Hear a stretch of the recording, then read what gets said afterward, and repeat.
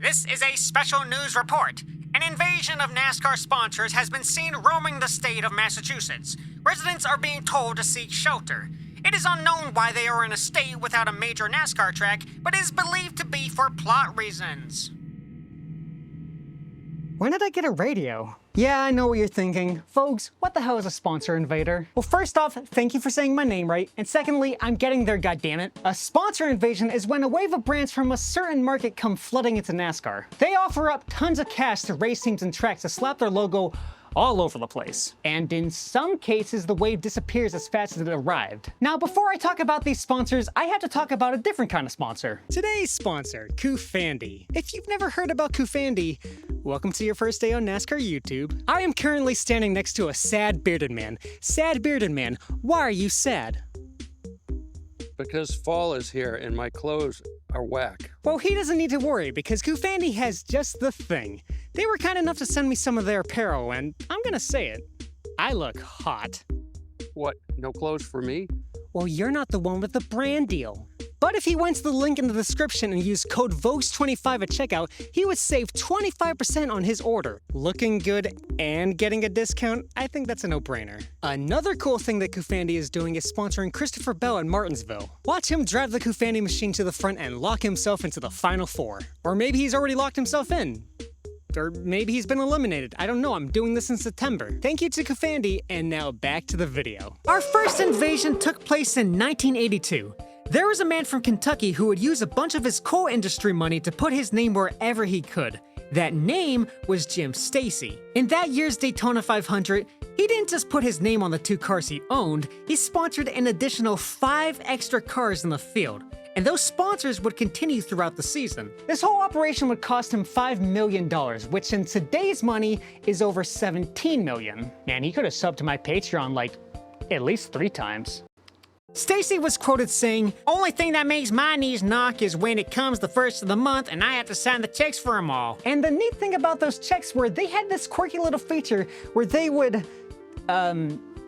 bounce. If sponsor deals weren't falling through due to lack of payment, they were ending for the dumbest reasons. The story goes that at one race, Tim Richmond, who drove for Jim Stacy, and Bobby Allison, who didn't drive for Jim Stacy, were racing for the win. Under a caution, Bobby Allison ran out of fuel, so longtime friend Dave Marcus, who drove for a third team, helped push him back to pit road without going a lap down. Bobby Allison would go on to win the race. Let's check in on Jim and oh, he's fucking pissed. The reason for that was Dave Marcus was one of those 5 extra cars that Jim sponsored. Dave Marcus didn't think anything of it because he didn't race for Jim Stacy. He didn't need to help his team. You're not my dad. Stacy would terminate the sponsorship from Marcus's unapproved associate sponsors, but everyone saw through that. Jim would continue on with his team for another year, but just like Chris Ray trying his hand in flight school, he put it in the ground. After getting sued by almost anyone he did business with, Jim would leave the sport completely. You heard that, right? In the early 90s, a country did a thing, and some other countries did a thing in response to that thing. I don't think I'm gonna explain any further. Well, the then title sponsor of the Cup Series, Winston, wanted to show support for the troops, so they offered up money to 5 teams in exchange for them to represent each branch of the military in the 1991 Daytona 500. And I gotta say, it's making me real proud to be an American. I'm feeling very patriotic. That is not the right flag. Then in 2000, like a developing country discovering oil, the US military stormed the Charlotte Motor Speedway to sponsor 5 more cars in the Coke 600. These paint schemes ranged from pretty good looking to, oh my god, they didn't even try. As the 2000s rolled on, some more stuff happened. To boost recruitment, every form of the military started shelling out money to Cup and Busch teams, with some of the deals accounting for almost every race in a season. But towards the end of the decade, branch after branch started to taper off because it was a lot of money, and they realized that it wasn't really working. My taxes paid for this. Going back to the year 2000, there was this thing called the dot-com bubble. I am too stupid to fully explain the dot-com bubble, but the gist of it was internet exciting, throw money everywhere. And some of that money went to NASCAR. You had some teams get sponsored by sites like search engine Lycos and internet service provider FamilyClick, but a lot of the dot-com dollars went to sponsor races. There were 5 dot-com related companies that sponsored a Cup race in 2000. Technically 6 if you count the bank MBNA hopping on the trend to promote their site. The rest of the sponsors range from general e-commerce to plastic surgery financing. But the reason it was called the dot-com bubble was because it popped. Family Click and That Look shut down within 2 years. Mall.com and Go Racing stuck around a bit longer before closing, and Global Crossing filed for one of the biggest bankruptcies in history. The only ones that sponsored that still exist today are Lycos, which my channel doesn't even show up to page 2 in their search, so fuck them, Cars Direct, which I have never heard of anyone using, and AOL, which by the time this comes out, I hope you used all your free minutes. In 2004, NASCAR decided to stop being a bunch of prudes and allowed hard liquors to sponsor in the sport. The next year, a bunch of brands jumped in. You got your Jack Daniels, your Jim Beam, your Patron, your Crown Royal,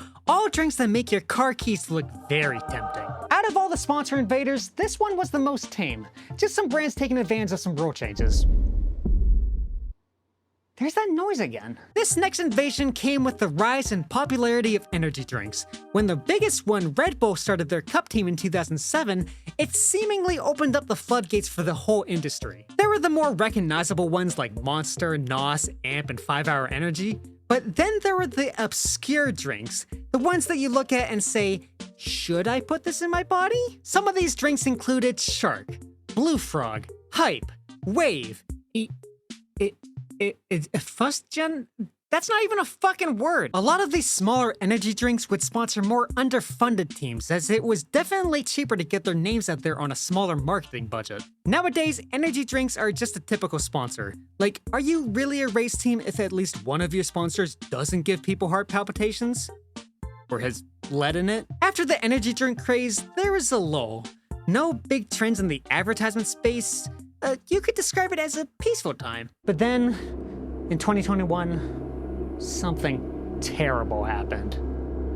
Crypto became big. Like Jimmy Spencer trying to fit into a fire suit big. With Bitcoin reaching record highs and meme coins like Dogecoin becoming popular, everybody and their grandmother wanted a piece of the pie. Oh, Sonny, Dogecoin's going to the moon. Get the fuck up, Grandma! And what better way to market your shitcoin than to wave a few dollars in front of a desperate race team? We had stuff like Gcoin, Smilecoin, Let's Go Brandon Coin, Dogecoin, Mini Dogecoin, Baby Dogecoin, real fucking creative, guys. Everest Coin, Kitty Cat Coin, Safeheads Coin, that's just Sonic the Hedgehog. By my math, from 2021 to 2022, there were 15 crypto-related sponsors, and it stops at that number because that's when I fucking gave up counting all of them. But you may remember that crypto hit a brick wall. One of the biggest brokers, Voyager, who sponsored Land and Castle, went bankrupt and lost people a lot of fucking money. Castle even had to pay $25,000 as part of a settlement with the FTC. For the rest of the crypto coins that sponsored, most of them are fucking worthless now. Actually, Hexcoin is projected to go on a bull run. Take a shower, Stinky. Today, the big name cryptos, at the time of recording, are back to doing well. But the majority of people know that shitcoins, which were a big part of this invasion, are garbage. Look, I don't hate crypto itself, it's just the culture I can't stand. What is making that fucking noise?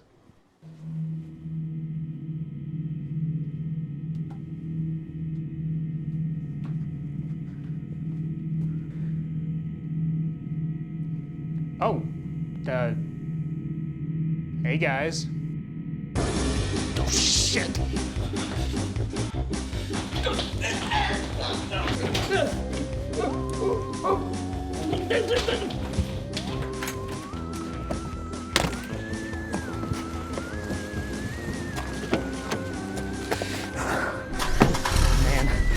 I am out of here.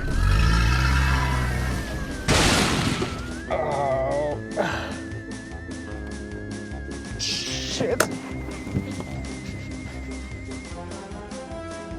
Oh, crap.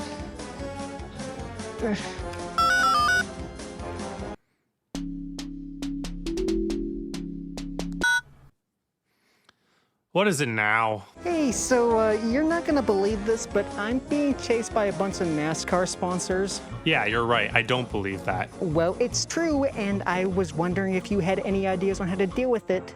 I don't know. What's the one thing that scares off sponsors? You can't hear me? I am not saying a slur. No, the other thing. Oh yeah. I require a full season's worth of sponsorship.